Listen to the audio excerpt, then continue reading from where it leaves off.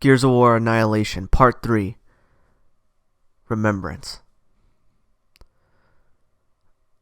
Ivan sat in the main office of the police department, in disbelief after what had happened. His father had just died right before him. He was powerless to save him. He would have died as well if it wasn't for Oliver, who protected him in the last moment.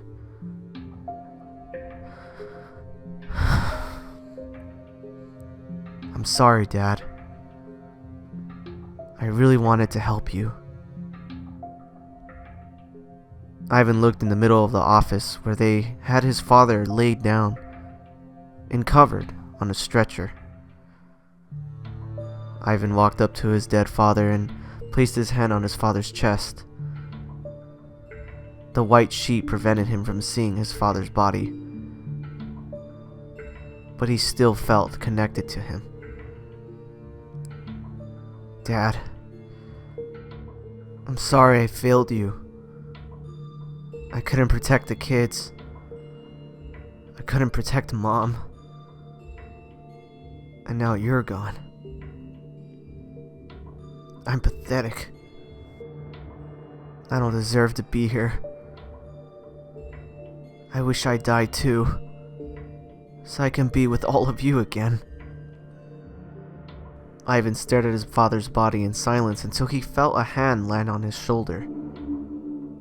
Not Oliver's, but Sarah's. He turned and looked back at her, tears in her eyes. She felt bad for him.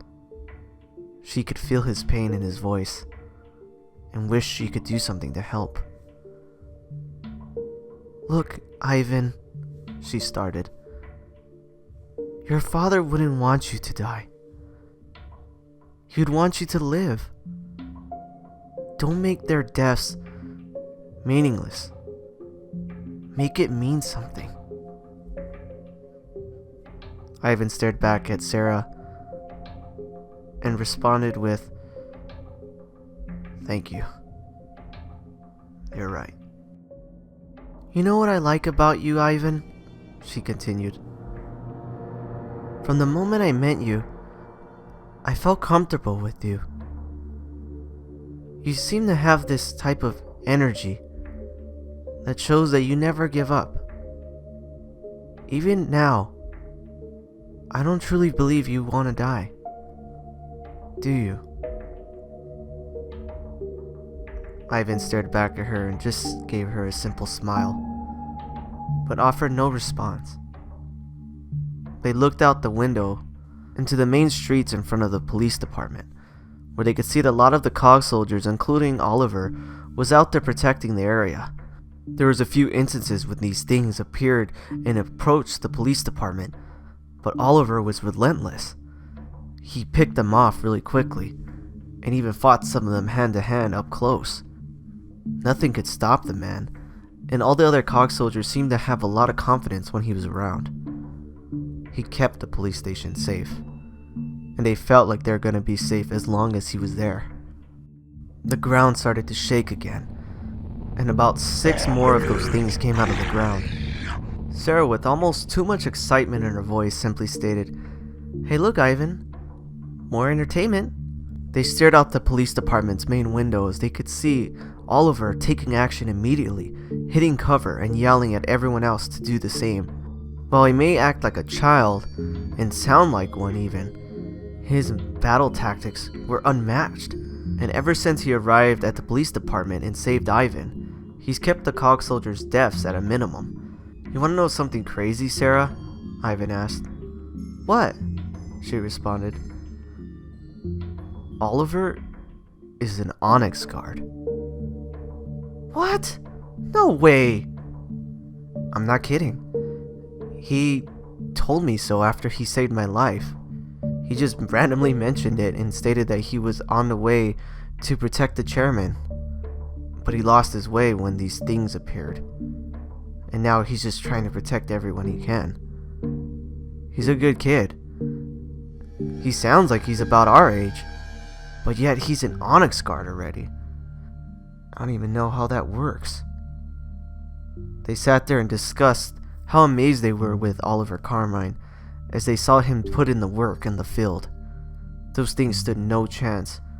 A total of 6 creatures that appeared from the hole were simply reduced down to a mere 0 within a span of about 3 minutes. He was way too efficient, but it was amazing to see. "So what are we doing here?"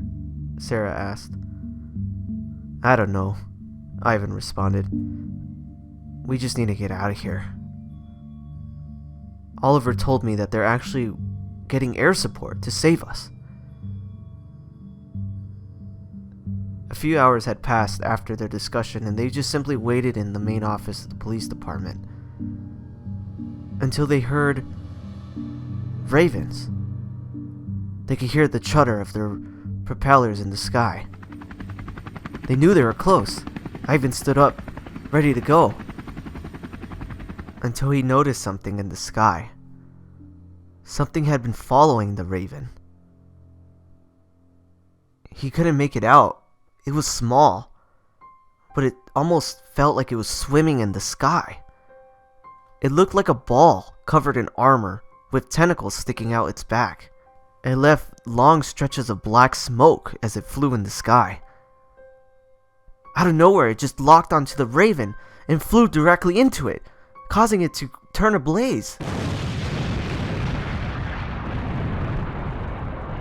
The raven came plummeting down towards the police department.